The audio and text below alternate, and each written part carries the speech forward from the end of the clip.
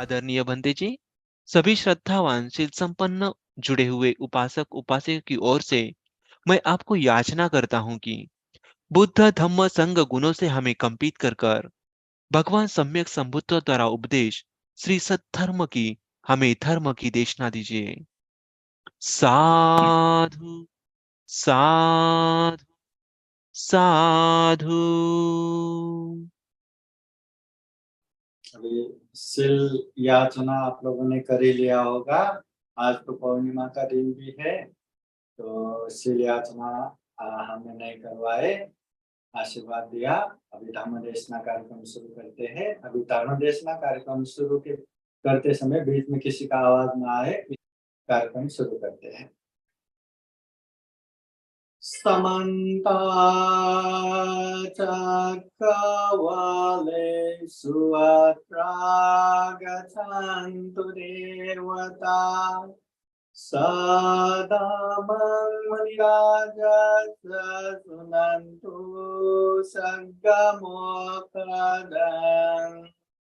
धम्मश्रवणकालो अयं वदन्ता धम्मश्रवणकालो अयं वदन्ता धम्मश्रवणकालो अयं वदन्ता नमो तस्स भगवतो अरहतो सम्मा सम्बुद्दस्स नमो तस्स भगवतो अरहतो सम्मा सम्बुद्दस्स नमो तस्स भगवतो अरहतो सम्मा सम्बुद्दस्स सब पाप सकरुणा कुशला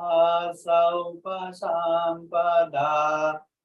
सचित परियोदपना एतं बुद्धान शासनं यो च वत्सशतं जीवे दुःशीलो असमाहितो एकाहं जीवितं शय्यो शीलवन्तः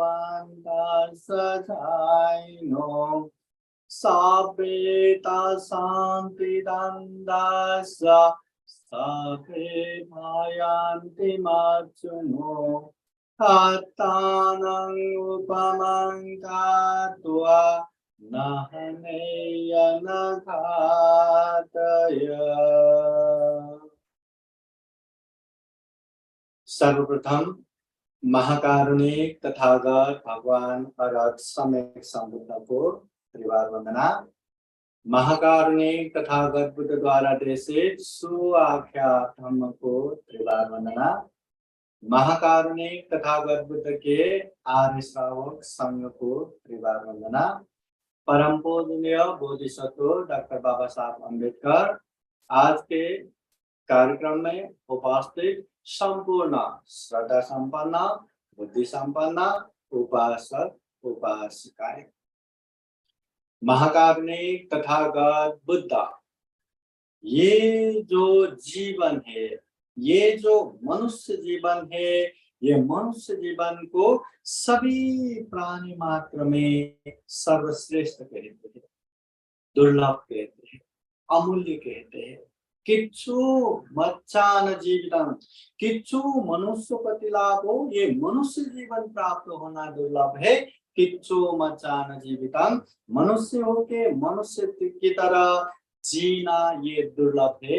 ये तथागत बुद्ध के वाणी है। तो इतना दुर्लभ ये मनुष्य जीवन मिला है।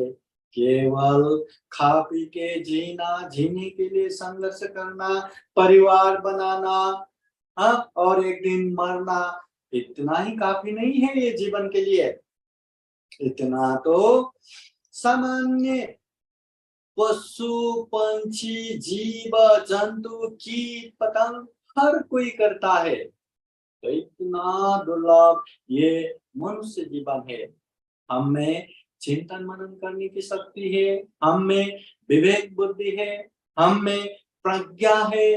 हर चीज को अच्छे बुरे योग्य अयोग्य पाप धर्म कुशल अकुशल अच्छे से जान सकते हैं, समझ सकते हैं। और इतना ही नहीं, अच्छे में आगे बढ़ सकते हैं, बुरे में दूर रह सकते हैं। और ये इंसान ही कर सकते हैं। इंसान के अलावा कोई भी जीव जंतु पशु पंछी कीट पतंग नहीं कर सकते। ऐसा दुर्लभ जीवन मिला है, तो ये दुर्लभ जीवन को हमें अच्छे से अच्छे पुण्य कार्य करते हुए ये जीवन को सफल सार्थक बनाना चाहिए। चाहे धम्म देशना सुन के हो, चाहे धम्म की चर्चा करके हो, बस धम्म को अच्छे से जानना है। ये तो पहला मार्ग हुआ। बहुत सारे लोग यहीं अटक जाते हैं कि हम धम्म देशना सुन रहे हैं ना, हम धम्म की चर्चा कर रहे हैं ना, बस हो गया। नहीं, ये तो प्रारंभ हुआ। उसके तुरंत बाद हमें करना है, जो अच्छे धम्म को जाना है ना, समझा है ना, उससे पालन भी करना है। अच्छे धम्म को अच्छे से पालन करना है। थोड़ा सा किया बस हो गया, नहीं मैं थक गया, मैं बोर हो गया, नहीं मैं अभी बाद में करूंगा, अभी नहीं, ऐसा हटना नहीं है। अच्छे धम्म है ना, अच्छे से पालन करना, परिपूर्ण होने तक पालन करना। फिर तथागत तो कहते हैं, अच्छे धम्म को जान के समझ के अच्छे से पालन किया तो जीवन में निश्चित रूप से अच्छा परिणाम भी आएगा। जीवन में सुख आएगा, शांति आएगा, आनंद आएगा। जीवन में दुख मुक्ति का मार्ग फल, सोदापत्ति फल, सकेतागामी फल, अनागामी फल, अरग फल, ऐसे मार्ग फल में भी पहुंच सकते हैं, दुख मुक्त भी हो सकते हैं। बस पहला अच्छे धम्म जानना है, उसके बाद अच्छे धम्म को अभ्यास करना है, फिर उसका अच्छा परिणाम भी आएगा। तथागत बुद्ध कहते हैं, सब पाप सकरणं, दुनिया में जितने भी पाप है, अकुशल है, गलत है, उससे दूर रहो। कुशल उपसंपदा, जो भी अच्छे है, धम्म है, पुण्य है, उसमें आगे बढ़ो। सचित परियोदपनं, अपने चित्त को परिशुद्ध रखो। ये तंग बुद्धानुशासनं, ये बुद्धों का उपदेश है, बुद्धों का शिक्षा है। इसलिए अच्छा करना है, बुरे से दूर रहना है, चित्त परिशुद्ध करना है, ये बुद्ध का उपदेश है। तथागत बुद्ध गृहस्थ में रहने वाले उपासक उपासिकाओं को दान शील भावना, ये तीन गुण धम्म में जोड़ देते हैं।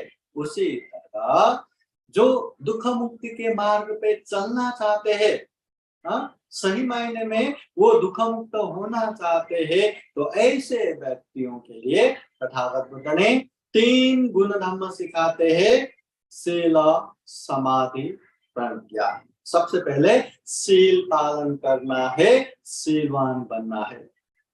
अगर शील अच्छे से पालन करेंगे, अनुशासन में अच्छे से रहेंगे, तो हम आगे बढ़ सकते हैं, अपने मन को समाधिस्थ कर पाएंगे, अपने मन को एकाग्र कर पाएंगे। जब हम मन को सही मायने में सही समाधि बढ़ा पाएंगे, एकाग्र कर पाएंगे, तो मन में सही रूप से प्रज्ञा भी उत्पन्न होगा, और यही प्रज्ञा हमें दुख मुक्ति के तरफ लेके जाएगा, निर्वाण की तरफ लेके जाएगा। तो देखा जाए तो शील अपने आप में सभी गुण धर्म का आधारशिला है। इसलिए विहार में जाने वाले हर उपासक उपासिकाओं को, या अपने आप को बौद्ध कहने वाले हर व्यक्ति को, सबसे पहले ये पंचशील पालन करो, ये 5 शील अच्छे से पालन करो करके पंचशील देते हैं। प्राणी हिंसा नहीं करना, ये चोरी नहीं करना, काम मिथ्याचार व्यभिचार नहीं करना, झूठ नहीं बोलना, नशा पता सेवन नहीं करना, ये 5 शील अच्छे से पालन करना है। बौद्ध जगत में ये 5 शील तो पालन करते ही है। ये 5 शील पालन करने का मतलब गलत अकुशल पाप से दूर रहना, इससे आगे बढ़ के विशेष अवसर पर, विशेष समय पर अष्टशील भी ग्रहण करते हैं, उपोषण भी लेते हैं। विशेषतः वर्षावास समय में हर दिन भी उपोषण पालन करने वाला मिलते हैं। हर दिन नहीं तो अल्टरनेट एक दिन छोड़ के उपोषण पालन करने वाला भी मिलते हैं।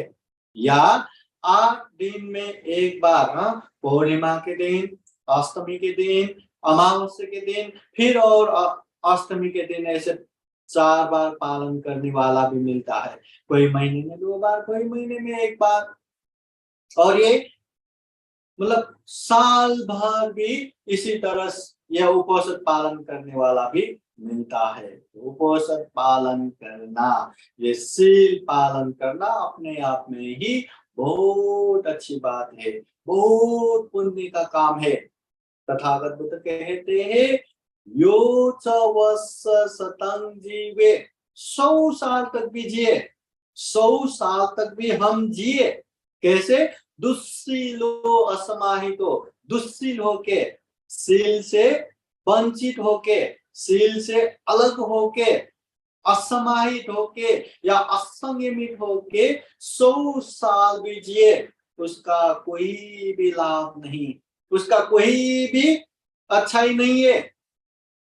एकाहं जीवितं श्रेयो, एक दिन जीना भी श्रेष्ठ है, एक दिन जीना भी उत्तम है। कैसे? शीलवंत सधाइनो, शीलवान होके, ध्यान भावना करके, अपने आप को संयमित करते हुए एक दिन भी जिया तो वो 100 साल जीने से भी बहुत अच्छा है। इसलिए शील पालन करना बहुत ही जरूरी है, बहुत ही जरूरी है। तो इसलिए गृहस्थ में रहने वाले हर उपासक उपासिकाओं को पंचशील पालन करना ही है। और विशेष समय में, विशेष अवसर पर यह अष्टशील पालन करके उपोषण ले सकते हैं। इसलिए बौद्ध जगत में, चाहे श्रीलंका हो, थाईलैंड हो, म्यांमार हो, या लाओस हो, कंबोडिया हो, जहां जहां बुद्ध धम्म संघ को मानने वाले उपासक उपासिकाएं हैं, भिक्षु भिक्षुनी है, वहां ये उपोषणशील देते हैं, उपोषणशील लेते हैं, उपोषणशील को पालन करते हैं। जिस तरह पंचशील पालन करना अनिवार्य है, पंचशील में एक भी शील बिगाड़ा तो उसका दुष्परिणाम लगता है, अकुशल लगता है, पाप लगता है। आप हिंसा नहीं करेंगे, ठीक है, चोरी नहीं करेंगे, ठीक है, व्यभिचार नहीं करेंगे, ठीक है, झूठ नहीं बोलेंगे, ठीक है, मगर दारू नशा पता सेवन करेंगे तो आपको अकुशल हो गया, आपको पाप हो गया। चलो, आप दारू नशा पता भी सेवन नहीं करेंगे, झूठ भी नहीं बोलेंगे, व्यभिचार भी नहीं करेंगे, चोरी भी नहीं करेंगे, मगर आप हिंसा करते हैं। हाँ, घर में रहते समय यहाँ वहां से मच्छर आते हैं, आप उसको मारते हैं, या इलेक्ट्रिक बात से झीर झीर करके मारते रहते हैं, हिंसा करते हैं। चाहे किचन में आने वाले वो चींटियों को, वो जो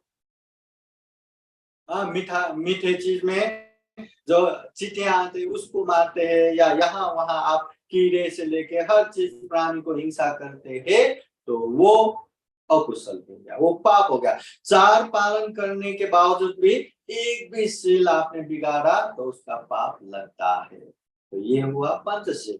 और पंचशील में जो अष्टशील करके, उपोषण करके और ज्यादा शील का पालन करते हैं, वो जितना पालन करेंगे ना, उतना आपको पुण्य लगता है, उतना आपको धर्म लगता है, उतना ही आपका कुशल कम हो जाता है। मतलब ये अष्टशील उपोषण पालन करने से आपको पुण्य होगा, धर्म होगा। कथम कदाचित आपने ये अष्टशील पालन नहीं कर पाए, या आपको पता ही नहीं था, या आपने पालन ही नहीं कर पाए, पालन ही नहीं कर रहे, तो कोई भी इसमें आपत्ति नहीं है, कोई भी इसमें दोष नहीं है, आपको कोई भी पाप नहीं लगता, अकुशल नहीं लगता। समझ लीजिए, अष्टशील उपोषण पालन करेंगे तो ज्यादा पुण्य मिलेगा, अगर पालन नहीं करेंगे तो पाप नहीं लगता। मगर पंचशील ऐसा नहीं, पंचशील तो आपको पालन करना ही है, हर दिन पालन करना है, हर समय पालन करना है, कभी भी माफी नहीं है। आपने दिन भर पंचशील पालन किया और शाम में आके थोड़ा सा दारू पिया, नशा लिया, आपका शील भंग हो गया, अकुशल हो गया, पाप हो गया। एक दिन तो छोड़ दो, आपने पूरा हफ्ता दिन या 10 दिन तक अच्छे से पंचशील पालन किया और एक दिन आके एक मच्छर को मारा, तो आपका शील टूट गया, आपको अकुशल हो गया, पाप हो गया। 10 दिन तो छोड़ ही दो, 1 महीना तो छोड़ ही दो, 1 साल तो छोड़ ही दो, 10 साल तक भी अच्छे से शील पालन करने के बावजूद भी एक बार एक शील को थोड़ा भी बिगाड़ा, या आपने हिंसा किया, या चोरी किया, या व्यभिचार किया, या झूठ बोला, या नशा पदार्थ सेवन किया, आपका शील बिगड़ गया, आपको अकुशल हो गया, आपको पाप हो गया। ये पंचशील। तो अष्टशील ऐसा नहीं है। 5 शील को छोड़ के बाकी आपने पालन किया तो आपको पुण्य लगेगा, पालन नहीं किया तो आपको पुण्य नहीं लगेगा। इसलिए ये अष्टशील, ये उपोषणशील, ये अष्टशील आज के समय में चलो ये 8 शील पालन करो, ये उपोषण धारण करो करके ऐसे ही बनाया हुआ ये शील नहीं है। तथागत बुद्ध के समय से ही ये अष्टशील पालन करते हुए उपोषण धारण करते थे। तथागत बुद्ध के समय से ही, बुद्ध के समय उपासक उपासिकाएं हाथ में धूप अगरबत्ती फूल लेके शुद्ध वस्त्र धारण करके बिहार की तरफ जाते थे और बिहार में जाके अच्छे से धम्म देशना सुन के, जिस दिन अष्टशील उपोषण धारण करते थे बिहार में ही रह के दिन भर रात भर धम्म देशना चलता रहता है। धम्म देशना सुना तो सुना, आराम किया तो किया, ऐसे ही अच्छे वातावरण में पूरा दिन व्यतीत करके अगले दिन तथागत बुद्ध को वंदना करके शील पंचशील प्रार्थना करके घर में आके नाश्ता करते थे। मतलब उपोषण लेते समय बिहार में ही रह के पालन करते थे। इसका एक फायदा ये भी हुआ कि जिस दिन उपोषण अष्टशील लेते हैं उस दिन दूसरे दूसरे गलत चीजों में ना लगे। अभी अष्टशील पालन किया, उपोषण ले लिया, चलो आज के दिन काम तो करना है ही नहीं, चलो अभी लोगों के साथ थोड़ा बातें करेंगे करके अनेक निंदा चर्चा करके बैठेंगे, तो उपोषण तो बिगड़ गया। चलो अभी बोर हो गया, अभी चलो मूवी देख के बैठेंगे, टीवी देख के बैठेंगे, समय तो व्यतीत करना है, तो ऐसे करके बैठेंगे, तो भी उपोषण बिगड़ गया। तो इसी तरह गलत गलत चीजों में टाइम पास करके ये उपोषण लेना नहीं है।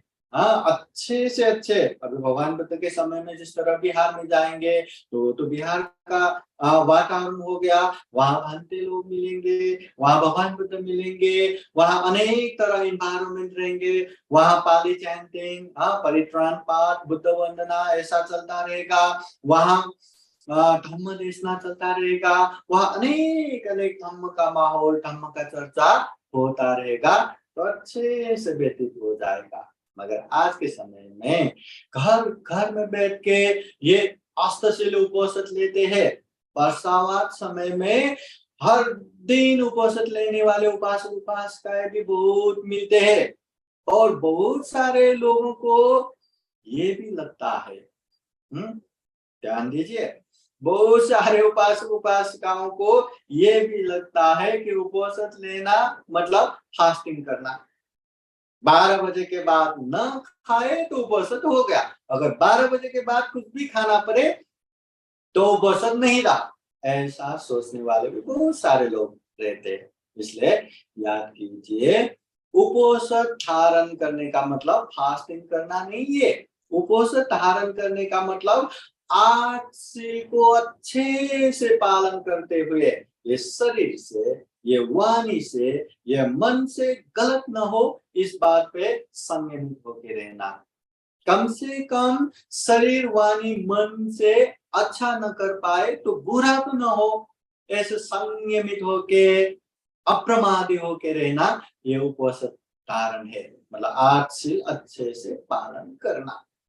केवल फास्टिंग करना ये उपोषण नहीं है।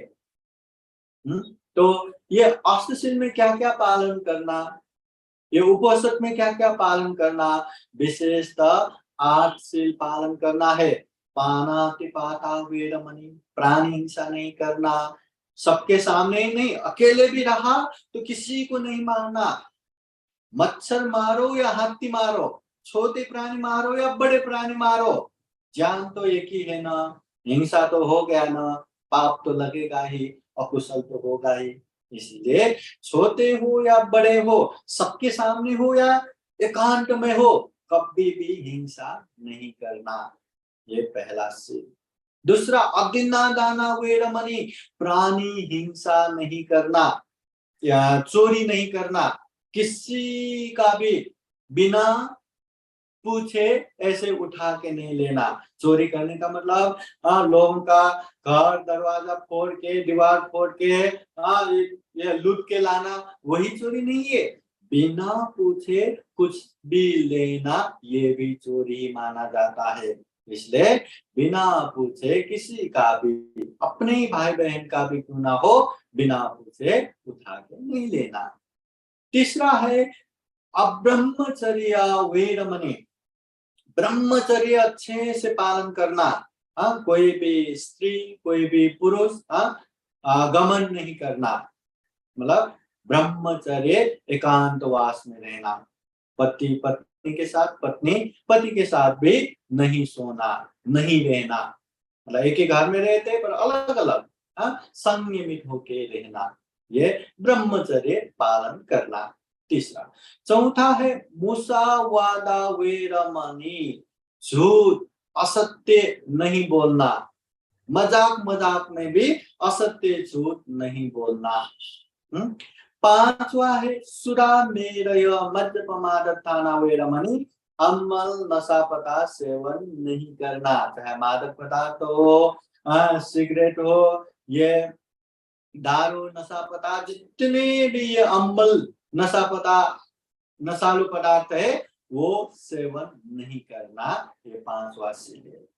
छठा है विकाल भोजना वेरमणि, ये विकाल समय में, जो समय नहीं है ऐसे समय में खाना नहीं खाना। बहुत सारे लोगों को लगता है विकाल भोजन का मतलब 12 बजे के बाद खाना ही नहीं है। बहुत सारे बौद्ध देशों में ऐसा ही करते हैं कि एक सीमित 12 बजे से पहले खाना, ये समय हो गया, काल हो गया, और 12 बजे के बाद खाना, ये विकाल हो गया। मगर समय के हिसाब से कौन सी जगह पे कहाँ कैसे किस तरह से खाते हैं, उस हिसाब से थोड़ा बहुत समय ऊपर नीचे भी होता है। इसलिए जो उपवास धारण करने वाले उपासक उपासिकाएं हैं, ये अष्टशील में ये विकाल भोजन का मतलब, अभी 12 बजे से पहले आपको भोजन ही नहीं मिला, आपका आधा घंटा लेट हो गया, तो क्या वो आधा घंटा देरी हो गया तो क्या आप भूखा ही रहेंगे, या मेरा तो अभी उपवास नहीं रहा करके फिर आप जो मर्जी करेंगे? नहीं। थोड़ा बहुत ऊपर नीचे हो भी जाता है, तो मतलब एक बार अच्छे से खाना, सुबह नाश्ता किया है और अच्छे से खाना खा के रात को नहीं खाना, ये मतलब विकाल भोजना। ऐसा नहीं कि खाना तो है ही, जब मर्जी खाते रहेंगे खाते रहेंगे खाते रहेंगे, उस तरह से ना करना ही ये विकाल भोजना है। फिर 7वें में आता है नच गीत वादित विसुक दर्शन माला गंध विलटन धारण मंडन विभूषण थाना, जो भी ये नाच गान बाजा, ये अतर पाउडर, जो भी मतलब विलासिता में आता है, अति में आता है, जो भी सौंदर्यता प्रमाण में आता है, ऐसे चीजों से दूर रहना।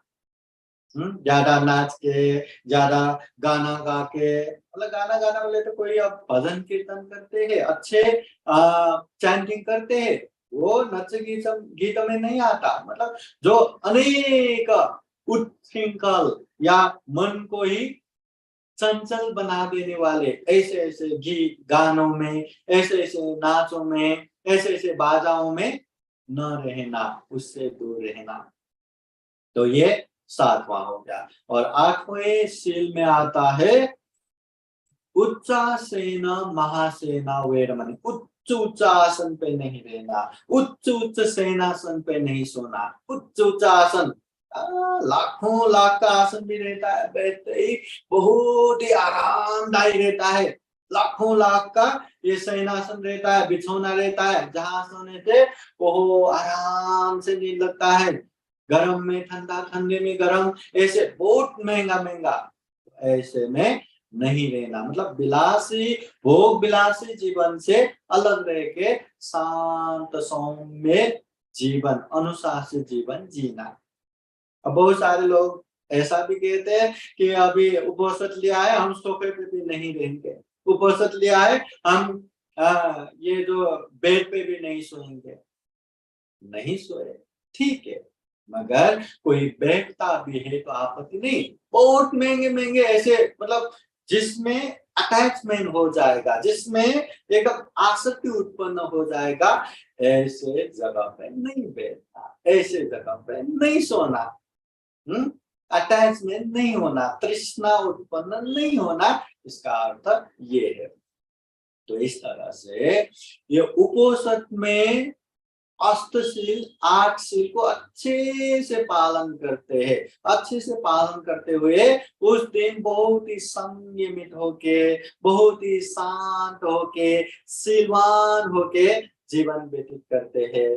बुद्ध के प्रति श्रद्धा रखते हुए, धर्म के प्रति श्रद्धा रखते हुए, संघ के प्रति श्रद्धा रखते हुए ये अष्टशील उपवास पालन करते हैं। और जितना हो सके उस समय धर्म की बातें सुनते हैं, धम्म देशना सुनते हैं, धम्म की चर्चा करते हैं। अगर वो धम्म देशना सुनने का या धम्म चर्चा करने का वो अवसर भी न मिला, या ऐसे इन्वायरमेंट ही न मिला, तो भी खुद होके धम्म की किताबें पढ़ना या धम्म की बातें देखना, ऐसा करके आराम से एक अच्छे वातावरण बना के आगे बढ़ते हैं।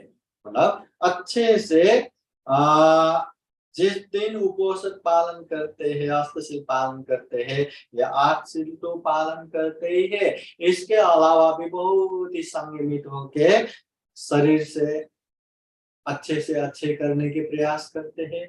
वाणी से अच्छे सुभाषित बोल के, लोगों की उपकार चीजें बोल के बैठने की अभ्यास करते हैं। मन से भी अच्छे से अच्छे चिंतना करके अच्छे से अच्छे विचार लाते हैं। और कम से कम शरीर से अच्छा न कर सके तो बुरा तो बिल्कुल नहीं करते। वाणी से अच्छा न बोल सके तो बुरा तो बिल्कुल नहीं बोलते। मन से अच्छा चिंतना न ला सके तो बुरा तो लाते ही नहीं। इस तरह संयमित होके, शांत होके ये अष्टशील उपवास पालन करते हैं। और ये बुद्ध के समय से ही उपासक उपासिकाएं ये शील पालन करते हैं। 5 शील, पंचशील तो हर उपासक उपासिकाओं को पालन करना ही है। जो जो व्यक्ति बुद्ध धम्म संघ के प्रति श्रद्धा रखते हैं, या जो जो व्यक्ति अपने आप को बौद्ध कहते हैं, उन लोगों को ये 5 शील पालन करना तो अनिवार्य है। दैनिक जीवन में हमेशा ये 5 शील पालन करना ही है। जो व्यक्ति ये 5 शील अच्छे से पालन करते हैं, उनकी इच्छा होगा इससे आगे बढ़ के हम क्या पालन करें, तो ये अष्टशील उपवास पालन करते हैं। और जो व्यक्ति इससे भी आगे बढ़ के और क्या पालन करूं, और क्या शील पालन कर सकते हैं, तो ऐसी इच्छा हो तो वो लोग प्रबज्जा जीवन धारण करते हुए 10 श्रामणीर शील पालन कर सकते हैं। और उससे भी आगे बढ़ के और क्या शील पालन करो, और शील पालन करना चाहते हैं तो उपसंपदा दीक्षा लेके भिक्षु बन के 227 नियम पालन कर सकते हैं। या महिला हो तो भिक्षुनी बन के 311 नियम पालन कर सकते हैं। तो याद रखना ये भी है, शील पालन करने मात्र से अपने आप दुख मुक्ति नहीं होते, मगर शील पालन किए बिना भी कोई भी दुख मुक्ति नहीं होते। इसलिए शील सभी गुण धर्म का आधार है। और ये अष्टशील उपवास तो हर उपासक उपासिकाएं जो जीवन में और ज्यादा धर्म में प्रगति करना चाहते हैं, और ज्यादा धर्म में उन्नति करना चाहते हैं, तो पंचशील के साथ साथ ये समय समय पर अष्टशील पालन करना ही चाहिए। हो सके तो वर्षावास के समय में हर दिन 3 महीना आप लोग अष्टशिल उपवास पालन कर सकते हैं, या हो सके तो मतलब एक दिन छोड़ के भी पालन कर सकते हैं, या जमता ही नहीं, खूब खूब काम है, ये वो करना है, तो ठीक है 8 दिन में एक दिन तो पालन करो। अष्टमी के दिन, अमावस्या के दिन, पौर्णिमा के दिन, और एक बार अष्टमी आता है 4 दिन, 8 दिन में एक बार, और इतना भी नहीं होता तो पूर्णिमा और अमावस्या 2 बार तो पालन करना ही है, और ऐसा भी नहीं हुआ तो पूर्णिमा के एक दिन तो पालन करना ही है, मगर ये अष्टशिल उपवास पालन करना ही है। अभी बहुत सारे लोगों को लगता है कि यह अष्टशिल उपवास पालन करने से क्या ही हो जाएगा, बस यही इतना ही 3 नियम ही तो ज्यादा है, चलो जब मौका मिले तभी करेंगे, नहीं हुआ तो भी ठीक है, फास्टिंग हुआ तो पालन करेंगे, नहीं हुआ तो भी ठीक है, ऐसा बहुत सारे लोगों को लगता है। तो ऐसे में महाकारुणिक तथागत बुद्ध का एक तरीका है, लोगों को पालन करना ही है, इस तरह से उपदेश नहीं देते, मगर जो व्यक्ति पालन करते हैं जीवन में इतना इतना उसका भला होता है, अच्छा होता है, और जो व्यक्ति पालन नहीं करते उन लोगों को वो जो भला होना है, वो जो कल्याण होना है, उससे वंचित होता है। तो अच्छा चाहते हैं तो करो, अच्छा नहीं चाहते तो मत करो, अच्छे से समझाते हैं। तो उपासक उपासिकाएं ये अष्टशिल उपवास पालन करना है कि नहीं, या पालन तो करना है फिर भी चलो जितना हो उतना ही पालन करेंगे, ऐसे ढीला ढीला रह के जो ये अष्टशिल उपवास पालन करते हैं ना, उन लोगों के लिए ध्यान रखिए कितने मजबूती से, कितने अच्छे से पालन करना चाहिए, और कितना उसका ज्यादा पुण्य मिलता है, उसका एक छोटा सा उदाहरण देता हूँ, एक छोटा सा कहानी। महाकारुणिक तथागत बुद्ध के समय में बुद्ध ज्यादातर ये श्रावस्ती में रहे। एक तरह से बुद्ध धम्म का प्रचार प्रसार के केंद्र बिंदु के रूप में श्रावस्ती में रहे। धम्म प्रचार प्रसार के लिए इधर उधर गांव नगर देश देशांतर चारिका करते थे, मगर वापस यही श्रावस्ती में आते थे, और दूर दूर के दिशा विदिशाओं से आने वाले भिक्षु भिक्षुनियां भी तथागत बुद्ध को मिलना है तो वो लोग भी श्रावस्ती की तरफ ही आते थे। तो श्रावस्ती में जब से अनाथपिंडिक महाजन का जेतवन बुद्ध विहार और वैशाखा महाउपासिका का पूर्वाराम विहार वहां बन गया, तथागत बुद्ध ने श्रावस्ती को केंद्र बनाया। तो यहाँ उपासकों में महाउपासक अनाथपिंडिक महाजन, जिसे सुदत्त भी कहते हैं, वो अनाथपिंडिक महाजन ने सोने के अस्तर पे बिछा के, सोने की सिक्के बिछा के जेठ राजकुमार का बगीचा खरीदा, वहां भव्य दिव्य विहार निर्माण किया, और बुद्ध प्रमुख हजारों लाखों भिक्षु संघ को बुला के वहां संघदान किया, भव्य महासंघदान किया। उन समय में ही 54 करोड़ धन खर्चा करके जेतवन बुद्ध विहार दान दिया। उसके बावजूद भी अनाथपिंडिक महाजन हर दिन अपने घर में 1000 भिक्षुओं के लिए, 1000 भिक्षु भिक्षुनियों के लिए जलपान के लिए, भोजन के लिए और गिलान प्रत्यय के लिए आसन बिछा के रखते थे। मतलब कहीं भी भिक्षा गए या कहीं भी भोजन नहीं मिला तो अनाथपिंडिक महाजन के घर में तो है ही करके वहां जाके भोजन करते थे। और अनाथपिंडिक महाजन इतना ही नहीं, जहां जहां श्रावस्ती में बड़े बड़े कार्यक्रम होते अनाथपिंडिक महाजन प्रमुख होके वहां सब निर्देशन देना, ये वो भी ये पुण्य कार्य भी करते थे। तो अनाथपिंडिक महाजन के घर में 1000 भिक्षु भिक्षुणियों के लिए जो भोजन नाश्ता ये बनाने के लिए ढेर सारे लोग तो चाहिए काम करने के लिए, और बहुत सारे लोग काम भी करते थे। तो ऐसे में अनाथपिंडिक महाजन के घर में दूर गांव से एक गरीब इंसान वहां काम के लिए आया, और उसको भी काम लगा दिया, जंगल में जाके लकड़ी लाना, ये वो काम करना, ऐसे काम दिया। तो वो सुबह नाश्ता करके जंगल की तरफ काम को गया, और काम करने के बाद फिर बाद में आके खाना खाएंगे करके वो गया। जब वो काम करके थक के भूख के मारे वो लौट के आए और खाना खाने के लिए वहां गए, तो वहां खाने के लिए कोई भी नहीं, बस उस अकेले को ही वहां खाना परोस के दिया। उस दिन वो जो नया कामदार है वो पूछते हैं कि ये पहले दिन तो मुझे दाल दो, मुझे सब्जी दो, मुझे ये दो वो दो, इतना चिल्ला के खाना खाने वाले कि यहाँ इतने भीड़ होते थे।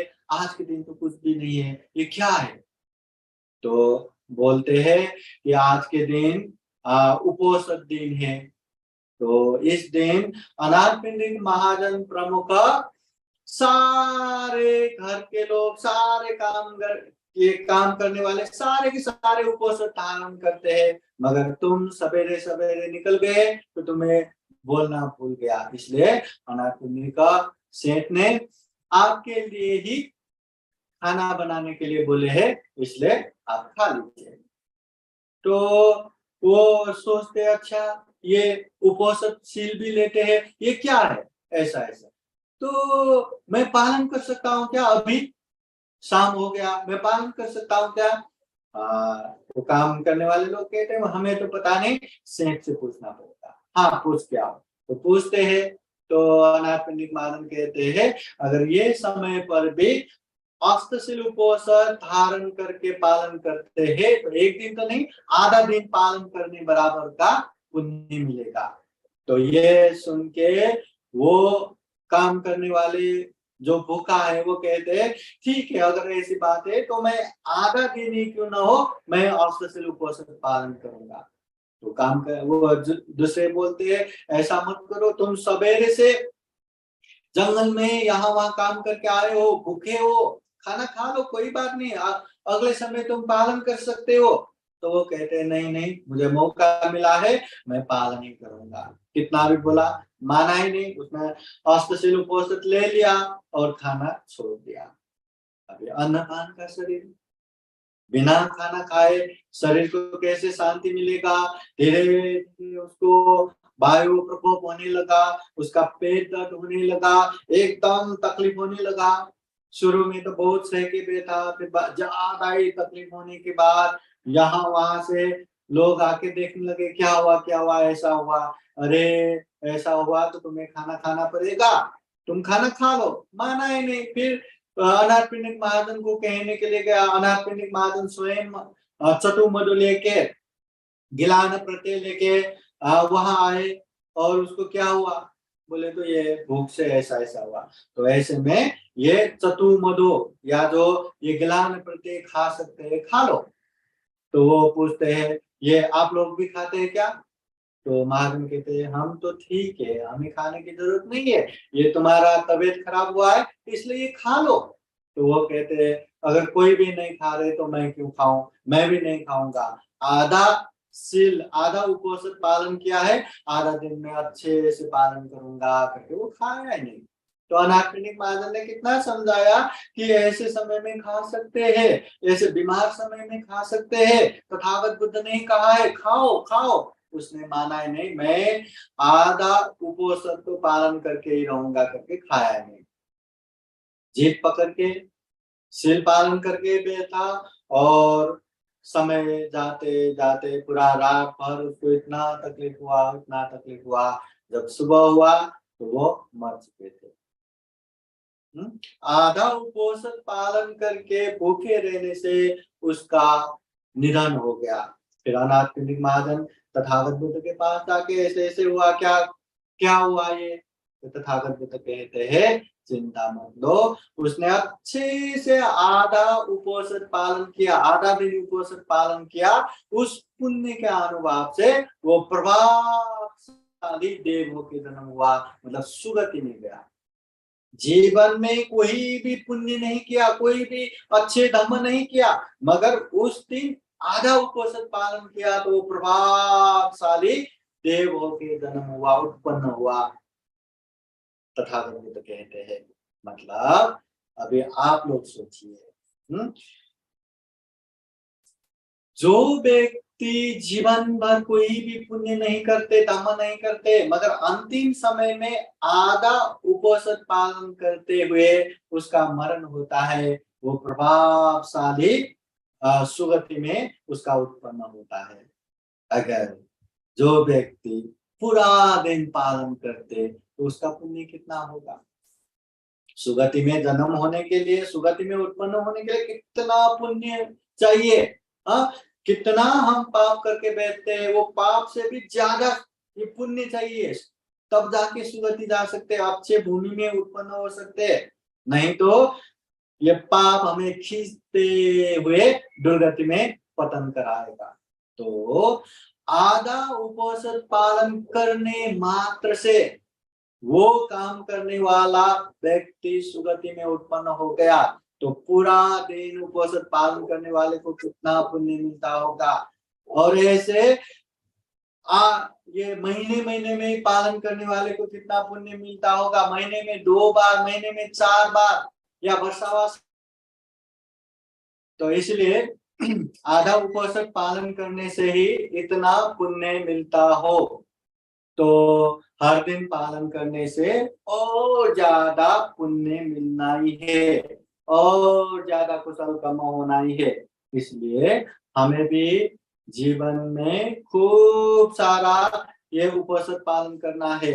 वह तो वर्षावा समय में हर दिन, नहीं तो अल्टरनेट, नहीं तो हफ्ते में 1 बार, नहीं तो महीने में 2 बार या महीने में 1 बार, इस तरह से ये अष्टशील उपवास पालन करते जाना है। जितना पालन करेंगे उतना ही हमारा भी कल्याण है, हमारे अपनों का भी कल्याण है। इसलिए बौद्ध जगत में ये अष्टशील उपवास पालन करते हैं, वाकई में ये बहुत अच्छा है। जितना पुण्य करेंगे उतना ही जीवन में पुण्य, धम्म, कुशल कर्म संचय होता जाएगा। तो हम यही कामना करते हैं, हम भी जीवन में खूब सारा पुण्य धम्म करते करते, खूब सारा इसी तरह से ये पंचशील अष्टशील पालन करते करते शील समाधि प्रज्ञा अभिवृद्धि करके दुख मुक्त निर्वाण की तरफ निरंतर आगे बढ़ सके, ऐसी कामना करते हैं। और ये धम्म देशना यही समापन करते हैं। सबका मंगल हो, सबका कल्याण हो। भवतु सबका मंगलम। साधु साधु साधु। साधु साधु साधु।